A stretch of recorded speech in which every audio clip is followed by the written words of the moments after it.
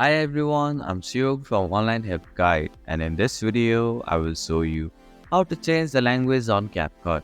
Adjusting the app's language can make your editing experience smoother and more personalized. So, let's get started on how to change language on CapCut. First, open the CapCut app on your mobile device. Tap on the settings option from the top right corner of your screen. Here at the top of the list, you can see the app language option. Tap on it. A list of available languages will now appear.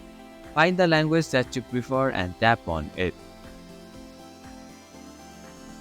Finally, tap on the Done button from the top right corner and save the changes.